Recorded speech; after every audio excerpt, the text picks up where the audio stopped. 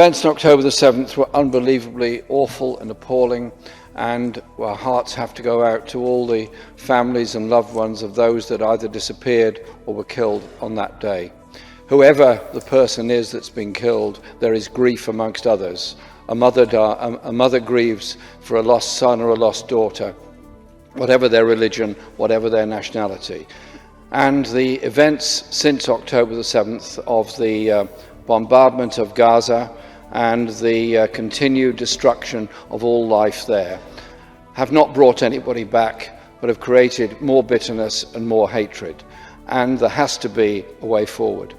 After October the 7th, the General Secretary of the United Nations, Antonio Guterres, said this didn't all come from nowhere and drew to attention the 75 years of occupation, the numbers of Palestinian refugees that are in camps in Jordan, in Lebanon, in Syria and other places, and of course the occupation of the West Bank and the continued settlement policy. These issues have to be addressed if to ensure there is a long-term sustainable peace within the region. If there isn't a sustainable peace, so far as the Palestinian people are concerned, then this will lead to other conflicts that it already is, in the case of Yemen and the growing militarization of the whole region.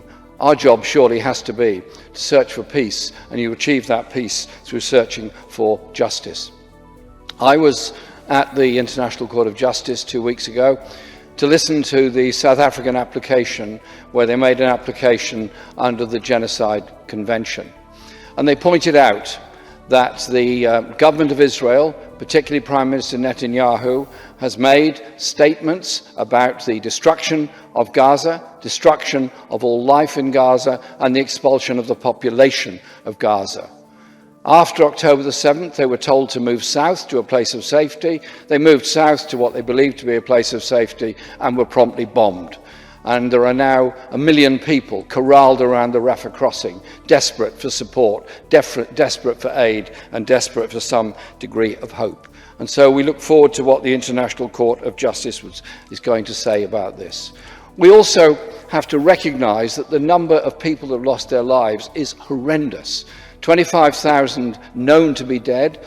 Probably 8,000 to 10,000 bodies will be found under the rubble, and many now dying of starvation, of dehydration, of diarrhea, and all those wholly preventable conditions. So surely us, as the Council of Europe, the custodians of the European Convention on Human Rights, a body that represents people all over this continent, can do one good thing today, and simply say there must be an unconditional ceasefire now, so that aid can get in to support the people of Palestine, the people of Gaza.